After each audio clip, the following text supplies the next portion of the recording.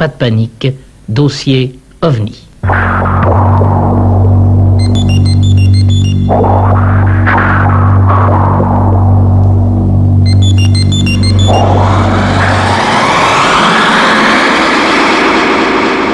Dossier OVNI. Hier, un témoignage qui nous venait du Canada, de l'ouest du Canada, et puis ensuite les premiers émois, les premiers troubles, tout au moins en ce qui concerne les OVNI, de Lucien Barnier. Ne me faites pas dire ce que je n'ai pas dit. Aujourd'hui, Jean-Claude Bourret, un témoignage exclusif, maintenant, dans ce dossier OVNI, sur France Inter, dans Pas de panique. Les auditeurs de France Inter le savent depuis aujourd'hui 13 heures. Le ministre des Armées, en personne, M. Robert Galet, a accepté pour la première fois de parler de ce problème des objets volants non identifiés. Et vous allez le constater, ce qu'il dit va tout remettre en cause, car je ne vous en dis pas plus, écoutez.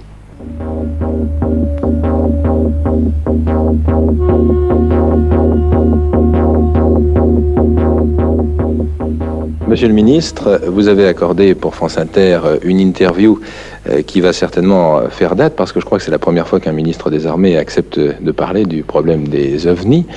Est-ce que vous avez des éléments qui vous permettent d'apporter une réponse aux questions que les auditeurs se posent, des éléments dont nous n'aurions pas connaissance?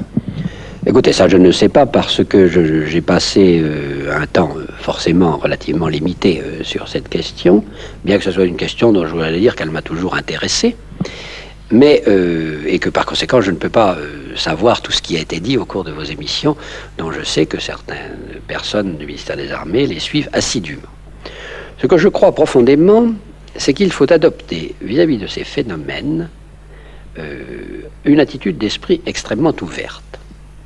Un certain nombre de progrès ont été réalisés dans l'humanité par le fait qu'on a cherché à expliquer l'inexplicable. Or, dans ces phénomènes aériens, ces phénomènes visuels, je n'en dis pas plus, que l'on a rassemblés sous le terme d'OVNI, il est certain qu'il y a des choses que l'on ne comprend pas et qui sont à l'heure actuelle relativement inexpliquées. Et je dirais même qu'il est irréfutable qu'il y a des choses aujourd'hui qui sont inexpliquées ou mal expliquées.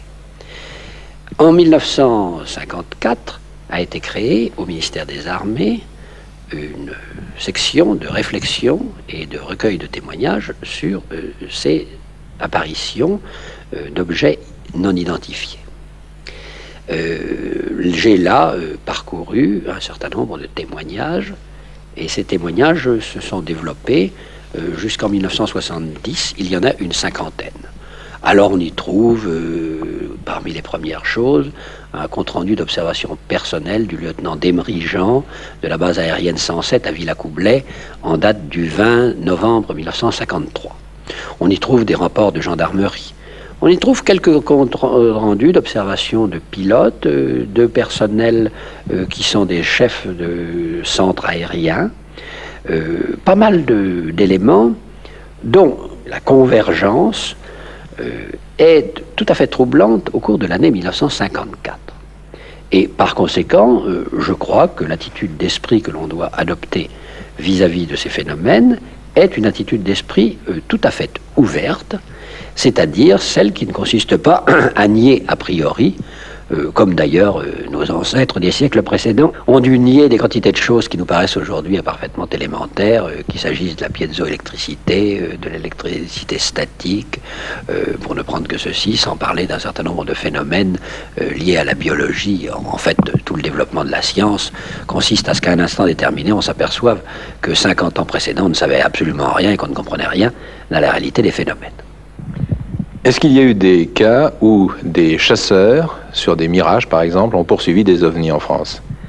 Écoutez, en France, après le dépouillement de l'ensemble des rapports, je ne le crois pas. Je crois que, si vous voulez, nous avons eu un certain nombre d'observations radar. En particulier, une observation radar dans les années 50 qui se situait dans l'Aquitaine, pendant 10 minutes, un phénomène tout à fait inexpliqué et encore inexpliqué à l'heure actuelle. D'autres observations sur écran radar ont pu être expliquées par des phénomènes de brouillage. Et par conséquent, par la suite, on les a expliqués. Mais il en reste un faible reliquat, mais un petit reliquat, qui sont tout à fait inexpliqués. Les phénomènes à l'étranger sont assez bien connus. Il y a des phénomènes aux États-Unis, il y a le phénomène de Turin. Et pour répondre très précisément à votre question, le nombre des témoignages de pilotes militaires français sur ces objets volants non identifiés est relativement modeste par rapport à ce que l'on trouve à l'étranger. Mais il y en a tout de même quelques-uns qui sont consignés. Est-ce que vous êtes en relation précisément, Monsieur le Ministre, avec d'autres organisations militaires internationales ? Non, si vous me permettez, nous avons depuis 1970 retransmis au groupement d'études des phénomènes aériens l'ensemble de nos témoignages et nous continuons chaque fois qu'un témoignage ou quelque chose d'extraordinaire intervient à le renvoyer, aussi bien par le canal des pilotes que par le canal de la gendarmerie, mais l'armée de l'air a considéré en 1970 que comme il n'y avait pas dans le cadre de sa mission de défense aérienne un quelconque péril, et que ce n'est pas sa mission, après tout, d'étudier ces phénomènes sur le plan scientifique, nous considérons que c'est le rôle du Centre national des études spatiales, où des gens comme M. Poher font un travail qui nous paraît tout à fait intéressant à suivre, mais ce n'est pas de notre ressort. Par conséquent, nous n'avons pas de contact direct, bien que, je le répète, nous contribuons, chaque fois que quelque chose nous apparaît, nous l'envoyons à cet organisme spécialisé qui travaille au fond pour le compte de la nation. Pourtant, Monsieur le Ministre, des phénomènes spatiaux non identifiés dans le ciel de France, cela intéresse, semble-t-il, la défense nationale. Oui, ceci intéresse la défense nationale. Et je dirais que c'est la raison pour laquelle nous suivons cette question pour essayer de voir, si vous voulez, s'il peut s'établir des corrélations. Et je dirais que personnellement, je me suis assez intéressé à ce phénomène des corrélations qu'a expliqué M. Poher, entre les variations du champ magnétique et le passage des objets volants non identifiés. Il y a là un ensemble de phénomènes relativement troublants qui peuvent un jour recevoir une explication qui ne soit pas celle d'un objet volant spécifique, n'est-ce pas, qui peuvent être des phénomènes magnétiques, mais pour l'instant, on est bien forcé de reconnaître qu'il y a quelque chose là-dedans que nous ne comprenons pas. Il y a aussi la multiplication, alors tout à fait impressionnante, des observations visuelles. Je n'entrerai pas dans les descriptions que vos auditeurs connaissent, puisque beaucoup d'entre elles coïncident, mais des observations visuelles de phénomènes lumineux qui sont tantôt sphériques, tantôt ovoïdes, etc., et qui se traduisent par des déplacements extraordinairement rapides. Tous ces phénomènes sont, je dois le dire, des phénomènes auxquels il faut qu'on prête une certaine attention, mais dont je dois dire que dans l'armée de l'air, pour l'instant, ils ne nous ont jamais paru relever directement de la défense aérienne. Si on vous demandait, par exemple, de mettre quelques-uns de vos radars à la disposition de quelques scientifiques, ou du moins les observations faites par ces radaristes, qu'est-ce que vous répondriez ? Je répondrai que, si vous voulez, nous n'avons aucune raison de ne pas communiquer si des anomalies intervenaient sur les radars à la défense aérienne les éléments, et que si la défense aérienne ne parvient pas à tout expliquer, je pense que la défense aérienne serait tenue de transmettre ces observations hétéroclites, si vous voulez, ou hétérodoxe à une autorité scientifique qui en serait chargée. C'est ce que nous faisons à l'heure actuelle, puisque j'ai là tous les rapports d'observation qui ont pu être qui viennent de l'armée de l'air, de la gendarmerie, de toutes les autorités militaires, et que nous les transmettons très directement. Alors précisément, vous avez parlé de la gendarmerie. Les auditeurs de France Inter, Monsieur le Ministre, ont déjà entendu de nombreux rapports de gendarmes affirmant à la bonne foi de témoins, lorsque ces témoins affirment non pas avoir vu des phénomènes lumineux non identifiés dans le ciel, qu'on peut toujours interpréter effectivement comme quelque chose d'immatériel, mais d'inconnu de notre science actuelle, mais des phénomènes beaucoup plus précis, puisqu'il s'agit d'atterrissage avec traces laissées dans le sol, et les gendarmes concluent à ce moment-là la bonne foi des témoins, qui affirment avoir vu non seulement quelquefois des atterrissages d'ovnis, mais des petits êtres.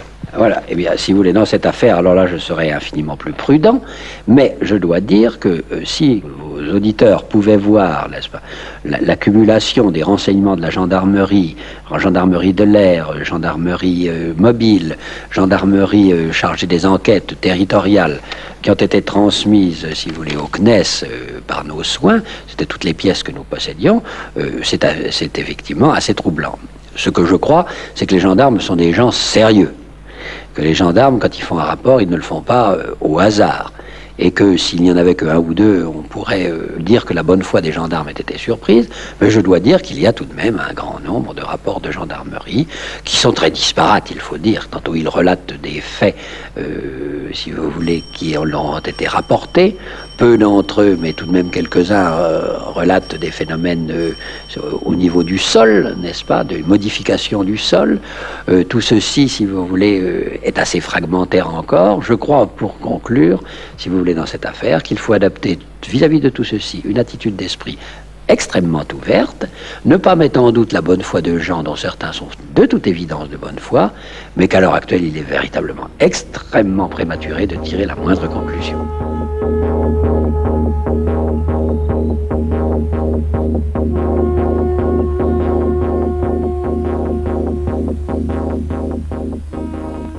Monsieur Gallet, ministre des Armées, est prudent, comme il le sied à tous les ministres d'ailleurs. Il est prudent, mais il est quand même très net. C'est ce que j'allais vous dire. Malgré tout, je crois que c'est quand même la première fois qu'on entend un personnage officiel, un ministre, aborder ce sujet sur une antenne nationale, aborder ce sujet des ovnis. Et c'est un ministre qui, si j'ose le dire, est bien placé, puisque M. Gallet, en tant que ministre des Armées, dispose de moyens d'information considérables. Tous les rapports de la gendarmerie de l'air, tous les rapports des pilotes, tous les rapports des radaristes, tous les rapports des différentes gendarmeries, il l'a dit d'ailleurs au cours de cette interview, vous l'avez entendu, tout cela est fort troublant.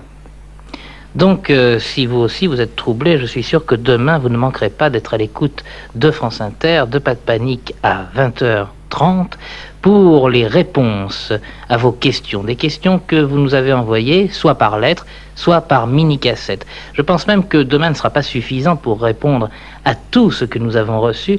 Donc, certainement, si demain on n'aborde pas le sujet qui vous intéresse, eh bien, rendez-vous la semaine suivante. En attendant, demain, avec Jean-Claude Bourré, avec Pierre Guérin, nous répondrons aux questions des auditeurs. Je voudrais juste dire un mot, Claude. Nous recevons évidemment des centaines et des centaines de lettres. Je voudrais dire aux auditeurs que je lis toutes ces lettres, que nous les lisons toutes, mais qu'ils nous pardonnent. Nous n'avons pas encore eu le temps matériel de répondre à chacun d'entre eux. Nous l'avons déjà fait pour certains, mais étant donné le volume du courrier, nous n'avons pu le faire. Mais toutes vos lettres sont lues. Voilà. Donc demain, 20h30, la suite de ce dossier OVNI. Pas de panique.